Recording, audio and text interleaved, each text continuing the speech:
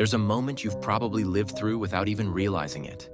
A moment when you were standing near a door or waiting at a table or checking your phone for the third time in 10 minutes, and the person you were supposed to meet still wasn't there, and you told yourself something quiet, something you didn't want to admit out loud. You said, "They're late again." And maybe you sighed. Maybe you smiled because you were used to it. Or maybe something inside you tightened just a little. Because lateness is interesting. It's personal without trying to be. It's the kind of behavior that seems small on the surface, almost harmless, almost ordinary until you start noticing the pattern. And what's strange is that everyone has a story about it. Everyone knows someone who is always late. And some people, if they're honest, are that person. Here's the part most people never talk about. Lateness isn't really about time, not at its core. It's about psychology. It's about emotion. It's about identity. It's a quiet reflection of how someone relates to the world, to themselves, and to the pressure of expectation. And if you lived long enough around people who show up late, not once, not twice, but consistently, you've probably felt that something deeper is going on. Because patterns don't build themselves, something builds them. The truth is this: chronic lateness has less to do with clocks and more to do with invisible internal clocks that tick differently inside people. Some people move through life like they're racing a countdown. Others move like time is a river that will always keep flowing, so there's no need to rush. And then there are people stuck somewhere between those extremes, where time feels like both a friend and a foe. And those are the people who are almost always late. There's something almost poetic about the way time bends for them. They don't mean to cause inconvenience. They don't wake up thinking, "Let me make someone wait today." Most of the time, they're fighting a silent battle inside. A battle that revolves around pressure, fear, avoidance, hope, and sometimes even a subconscious longing for a little more space, a little more comfort, a little more room to breathe before facing the next thing life is asking from them. And if you really want to understand these people, you have to pause and imagine what their morning feels like. Imagine someone waking up thinking they have more time than they actually do. They get ready slowly, talking to themselves about what they need to do. They tell themselves they'll finish everything just in time. But then they remember an email, a message, a small task they forgot yesterday, and they think it'll take only a minute. But time doesn't work the way they imagine it. Their internal estimate is almost always off. Not because they're careless, but because their brain calculates time based on intention instead of reality. Psychologists sometimes call this emotional miscalculation. It's when someone estimates time not by what will happen, but by what they wish would happen. It's like planning a trip based on the perfect scenario where nothing slows you down. No traffic, no interruptions, no distractions. But life rarely gives anyone perfect conditions. People who are always late usually live inside that hopeful version of reality. They think the world will cooperate today, even if it hasn't cooperated in the last 100 days. This isn't irresponsibility. It's optimism, sometimes too much of it. Yet that's only one layer. There's also something else happening inside them, something deeper. Many people who are habitually late struggle with emotional transitions. When they're doing something they like, it's hard to pull themselves away. When they're doing something stressful, it's hard to begin the next task. Starting and stopping both require mental energy. And for some people, that shift feels heavier than others realize. You might think, but everyone struggles with that. And you're right. But for some people, that struggle isn't a moment. It's their entire day. Imagine living in a world where every transition feels like a small emotional negotiation. Getting out of bed, leaving the house, finishing a conversation, ending a task, starting the next one. Each moment feels like it needs a breath, a delay, a second attempt. And those seconds over time grow into minutes, then 10 minutes, then 20. And before they know it, they're late again. So when someone says, "I didn't mean to be late," they're usually telling the truth. They genuinely didn't. But this doesn't make lateness easier for the people waiting, because lateness has a social weight. It feels personal even when it isn't meant to be. It feels like a tiny broken promise, even when the intention was good. And yet, if you look closer, the psychology of lateness often comes from the opposite of disrespect. It comes from self-pressure. It comes from overcommitment. It comes from fear of disappointing someone. It comes from trying to do too much in too little time. It comes from wanting to be everything to everyone and forgetting that time is a limit no amount of kindness can stretch. Some people who are always late are perfectionists. They tweak a small detail before leaving. They adjust something one more time. They want to show up prepared, presentable, ready. But that extra detail costs them minutes, and those minutes cost them punctuality. Their lateness isn't lack of care. It's actually too much care directed in the wrong moment. Others are emotional avoiders. If an event makes them nervous, they delay. If a meeting feels heavy, they move slower. If a situation feels overwhelming, their mind tries to protect them by stretching the time before they face it. Not consciously, not intentionally, is a quiet psychological defense, a soft buffering of reality. Then there are dreamers, people who move through life with big thoughts and wandering minds. They lose track of minutes because their imagination is louder than the clock on the wall. They forget time not because they don't value it, but because they're pulled into ideas so easily. They live more in inner worlds than outer schedules.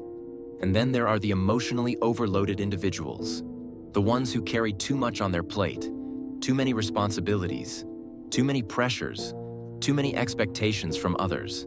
Their day is a long list of obligations that pile up. And lateness becomes an unintentional side effect of trying to hold everything together. They're not late because they don't care. They're late because life is pulling them in 20 directions at once. And if you've ever watched someone like this rush out the door, breathless, apologizing, promising to do better next time, you might notice something in their eyes, a mixture of guilt and exhaustion. They're trying. They really are. But time keeps slipping. And here's something personal you might relate to. Sometimes the people who are always late grew up in environments where time didn't matter as much. Maybe the household was chaotic. Maybe routines didn't exist. Maybe clocks were suggestions, not rules. So as adults, they continue living in that soft, flexible version of time. Not because they choose to, but because that's the rhythm they learned. Other times, lateness is emotional rebellion. Not dramatic rebellion, quiet rebellion. The kind where someone grows up feeling overly controlled or constantly monitored or pressured to meet everyone's expectations. And as adults, they reclaim control in the only safe way they know. By dragging time a little, by resisting the schedule without openly resisting it, lateness becomes a small whisper of independence. Then there are people for whom lateness is tied to self-worth. They underestimate how long things take because they underestimate themselves. They think I can do this quickly when deep down they fear they can't. They rush into too many tasks. They stretch themselves thin. They stand in front of the mirror fixing small imperfections because they worry about being judged. They try to do everything perfectly and end up doing everything late. And maybe, if you're honest, you've seen parts of yourself in these descriptions. Or maybe you felt the frustration on the other side of it. Maybe you've waited for someone you care about and wondered why they can't just be on time. Or maybe you're the one who walks in apologizing, feeling like you're arriving not just late, but already behind in life. But the deeper truth is this. People who are always late usually don't value being late. They value something else more. Comfort, care, approval, calm, escape, imagination, or quiet emotional processing. Time becomes the thing they sacrifice to protect those deeper needs. But there's another layer, one most people never realize. People who are always late often live in a state of micro-optimism. They believe they can do more in less time than reality allows. They believe things will go smoothly today. They believe traffic won't be bad. They believe they can fix one more thing before leaving. They believe this time will be different. And it's ironic because this optimism, while charming in many areas of life, becomes the exact reason they fall behind schedule. Their relationship with time becomes a cycle. Hope, underestimation, rush, regret, repeat. And this cycle creates a quiet emotional burden because behind every apology, behind every late arrival, behind every "I'll do better next time," there's a quiet self-criticism forming inside them. They feel disappointed in themselves. They feel embarrassed. They feel frustrated. And sometimes they even feel misunderstood because their lateness has nothing to do with how much they care. And here's where it gets even more interesting. Many chronically late individuals are actually incredibly reliable in deeper ways. They show up emotionally. They show up when someone needs them. They stay up late helping a friend. They remember birthdays. They care intensely. Their punctuality doesn't reflect their loyalty. It reflects their internal rhythm, not their internal values. But time doesn't see intention. Time sees action. And so these individuals end up caught between who they truly are and how their behavior makes others feel. And if you peel one more layer back, there's something else hidden beneath the surface. Many people who are always late genuinely believe they can change. Every time they walk out the door late, they tell themselves, "Next time, I'll get it right." And that hope keeps them trying. It keeps them optimistic. But until they understand the psychology underneath their lateness, time continues slipping through the cracks. Now, here's the part no one talks about. There's a reason lateness feels so emotional, both for the person who is late and the person waiting for them. Time is one of the most respectful gifts we can give someone. It's limited. It's irreplaceable. And when someone is late, even unintentionally, it feels like a tiny imbalance in that exchange. Not a betrayal, just a misalignment. But the deeper truth, lateness is rarely about disrespect. It's about a mind trying to protect itself, or catch up, or stretch reality, or stay comfortable, or avoid discomfort, or live at a pace that feels natural to them. And the world doesn't always understand that. And that's where the real story begins. But if you really look closely at people who are always late, you'll notice something else. Something subtle, something quiet, something hidden behind their rushed footsteps and hurried apologies. Lateness often reveals how they cope with the emotional texture of life. Some people experience the world as a series of gentle steps. Others experience it as waves, and those who are always late often live in waves. Moments of intensity, moments of calm, moments of overwhelm, moments of escape. Their timing doesn't follow the clock. It follows their emotional rhythm. This is why trying to fix lateness by simply telling someone to set an alarm earlier rarely changes anything, because the issue isn't the alarm. It's the internal landscape that person is navigating. It's the weight of their thoughts, the pressure they feel, the way their nervous system responds to expectations. For some, time feels like a race. For others, time feels like a suggestion. And for people who are always late, time often feels like a story they're trying to rewrite, moment by moment, hoping today will be the day it finally bends in their favor. Imagine someone preparing to leave the house. They look at the clock. They know they need to go. But then something happens internally. A thought appears. A distraction pulls them. A task they forgot yesterday suddenly demands their attention today. Their mind whispers, "You can finish this quickly." And then 5 minutes pass, 10 minutes pass. The clock keeps moving, but their awareness drifts. This drift isn't carelessness, it's emotional absorption. When they get pulled into something, they fall into it completely. Time disappears because their focus is intense, even if the task is small. Then the moment arrives, the realization, the sudden hit of awareness. I'm going to be late. Their chest tightens a little. They move faster. They rush out the door. Their mind goes into urgency. And in that moment, they promise themselves again, like they've promised countless times before, that they'll do better next time. And the cycle repeats. But if you gently look underneath this cycle, there's often an emotional belief hiding there. Something they've never said out loud. Some people who are always late feel uncomfortable with being early. It feels awkward. It feels like wasted time. They worry that being early will make them look too eager or out of place, or like they don't have enough going on. Being just on time feels perfect, so they try to time things perfectly down to the minute. But perfection is fragile. One small delay is enough to break that balance. Others have a very different relationship with time. They don't see minutes as units.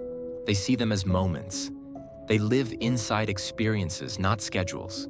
They don't notice minutes passing because their attention is completely wrapped inside whatever they're doing. Their mind doesn't measure time linearly. It measures time emotionally, and emotional time doesn't always align with the clock. And some people are late because their days are built around survival, not structure. When your mind is juggling stress, responsibilities, worries, and expectations, time slips faster. When you're constantly mentally overloaded, your sense of time becomes blurry. A mind under pressure doesn't track minutes the same way a calm mind does. It's not avoidance. It's cognitive overwhelm. And then there's the part of lateness people rarely admit. Fear plays a role too. Not dramatic fear. Soft fear, the kind that whispers rather than shouts. Fear of being judged when they walk in. Fear of awkward moments. Fear of starting something. Fear of committing to a task. Fear of disappointing someone. Fear of being noticed. Fear of not being enough. For some people, lateness becomes a protective delay, a buffer between themselves and the moment they're walking into. It's interesting how time becomes an emotional shield, not consciously, just instinctively. And there's another side to this, one most people never think about. Some chronically late individuals use time to create space for themselves. Space to think, space to breathe, space to finish what they feel they must, space to calm their thoughts before stepping into a situation that feels unpredictable. Their lateness becomes a way of managing their internal world before facing the external one. And if you've ever met someone who is consistently late, you may notice something else. They often have beautiful qualities hidden beneath their struggle with timing. They may be deeply creative. They may be incredibly empathetic. They may be the kind of people who lose themselves in conversations and forget the world around them. They may be dreamers who see life in colors, textures, and possibilities rather than numbers and deadlines. They're often warm, thoughtful, imaginative, and emotionally expressive. Time slips for them because they're immersed in the richness of the moment. But here's the thing. Just because lateness has psychological roots doesn't mean it's harmless. And many late individuals know this. They feel the consequences, the embarrassment, the guilt, the subtle tension it creates with people they care about. They feel responsible for it even when they don't fully understand why it keeps happening. This inner conflict creates a kind of emotional exhaustion because being consistently late isn't relaxing. It's stressful. It's a rush of adrenaline. It's a constant feeling of catching up. It's the weight of apologies. It's the worry that others might misunderstand their intentions. It's the fear of being seen as unreliable, even though in deeper ways they are incredibly dependable. And if you look closely at their life, you'll often find a recurring pattern. They're not usually late to things that bring them relief or excitement. They're late to things that bring pressure, expectation, or emotional weight. The more emotional energy something demands, the more likely they are to delay the moment they have to face it. Even if it's something positive, even if it's something they want. This emotional delay isn't a flaw. It's a coping mechanism, a quiet way of managing their inner world. And here's something else that may surprise you. People who are always late often have a distorted relationship with future time. Their mind believes the future is more spacious than it actually is. They think they will have more time later, more energy later, more clarity later, more motivation later. This belief makes them overcommit, overpromise, and underestimate the time required for even simple tasks. It's not a lack of responsibility. It's an overestimation of their future selves. Many psychologists call this planning fallacy, but in everyday language, it simply means they think tomorrow will be a better version of today.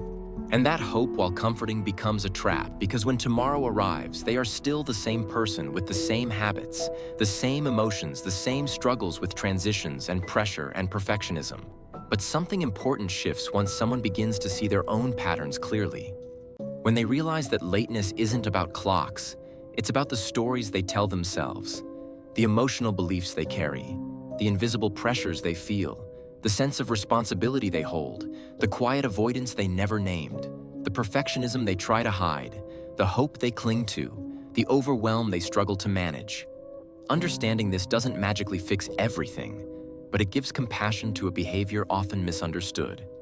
And compassion is the beginning of awareness. Awareness is the beginning of change. Imagine someone who has been late their whole life suddenly realizing why the patterns, the emotional triggers, the internal stories. They begin to see how their mind estimates time, not based on minutes, but based on how they feel about those minutes. They see how their transitions require more emotional energy than they realized. They see how they stretch time to protect themselves or avoid discomfort or calm their thoughts or hold on to moments they don't want to leave. Understanding this creates a shift, a quiet one, but a powerful one, because now instead of fighting themselves, they can work with themselves. Instead of telling themselves, "I just need to try harder," they can tell themselves, "I need to understand what makes time feel for me." Instead of forcing punctuality through pressure, they can build it through self-awareness. Instead of seeing lateness as failure, they can see it as a signal, something that reveals where their emotional friction lives. And if you've ever struggled with lateness or loved someone who does, there's something important to remember. People who are always late usually carry more internal weight than they show. Their lateness isn't a reflection of disrespect. It's a reflection of where their emotional world and the structure of time collide. And maybe this is why lateness feels so human, because it touches the part of us that struggles to keep up, the part of us that feels overwhelmed, the part of us that gets lost in thought, the part of us that avoids discomfort, the part of us that hopes for better days, the part of us that overestimates what we can handle, the part of us that fears being judged, the part of us that longs for a few extra moments before facing the next chapter of life. But something powerful happens when someone who is always late begins to understand themselves. They start finding patterns in their own behavior. They notice which moments make time slip. They realize they rush most when they're trying too hard to be perfect. They notice they delay most when they feel anxious. They see that their timeline optimism, while gentle and hopeful, often works against them. They begin to understand why the last 10 minutes before leaving always get lost. They begin to see how emotionally difficult transitions shape their timing more than any schedule does. And once awareness enters, small changes begin to grow. Not because someone forced them, but because the person finally understands themselves. And understanding creates a new relationship with time, one where they begin asking, "How do I feel right now?" instead of, "Why can't I do this right?" They begin preparing earlier, not out of fear of being late, but out of compassion for their future self. They begin noticing the moments that trigger avoidance and gently work through them. They begin telling themselves the truth. "I need more time than I think." They begin planning not from optimism, but from reality. And slowly something shifts. People who were once always late begin arriving on time for things that matter. Not because they changed their nature, but because they learned to work with their nature. They understood that time isn't an enemy. It's a partner, something to align with, not chase. They stop making promises to be perfect. Instead, they make promises to be present. And that changes everything. Because when you understand your relationship with time, you understand a part of yourself that most people never examine. You understand your fears, your habits, your emotional rhythms, your pressure points, your self-beliefs, your hidden hopes. And something even deeper happens. You begin to notice that people who are always late aren't flawed. They're human. Their lateness is a reflection of the part of all of us that struggles to align our inner world with the outer world. The part of us that wants to slow life down. The part of us that wants to hold on to moments. The part of us that feels overwhelmed by expectations.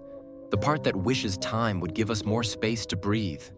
And maybe that's why lateness is so relatable. Because even if you're not the kind of person who is always late, you know what it feels like to fall behind in life. You know what it's like to feel like time is moving faster than your heart can keep up. You know what it's like to rush into moments. You know what it's like to carry quiet guilt for not being the person you hoped you'd be. You know what it's like to overestimate your future self.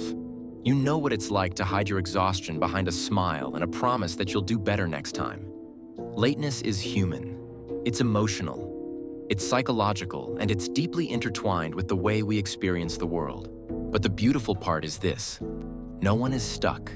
Not with time, not with habits, not with emotional patterns. Once someone understands the emotional meaning behind their lateness, they begin noticing opportunities to shift. And the shift doesn't need to be dramatic. Small awareness creates small adjustments. And those adjustments create new rhythms. New rhythms create new habits. And new habits create a new relationship with time. And maybe the most powerful part of all is this: punctuality isn't the real goal. The real goal is emotional clarity. It's understanding yourself in a way that gives you back control over your life. It's knowing what you avoid, what overwhelms you, what triggers your optimism, What drains your mental energy? What makes transitions harder for you? And what makes them easier? It's learning how to be honest with yourself about your own patterns. Not from judgment, but from compassion. Because time becomes more manageable when your emotions become more understood.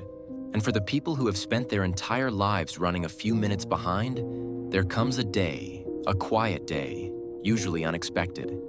When they realize they're no longer living in that constant rush, they feel something new, something calm, something grounded. They show up to something on time, not because they forced it, but because they allowed themselves to understand the truth about their own rhythm. And maybe that moment becomes a turning point. Not a perfect one, not a permanent one, just a gentle shift in the story they've lived for so long. Because at the end of the day, lateness isn't just about minutes. It's about self-awareness. It's about emotional patterns. It's about internal stories. It's about the way someone moves through the world. And when someone finally sees themselves clearly, even time begins to feel different. They start living not behind the clock, not ahead of it, but with it. Side by side, step by step, moment by moment. And that alignment, soft, human, imperfect, is what changes everything.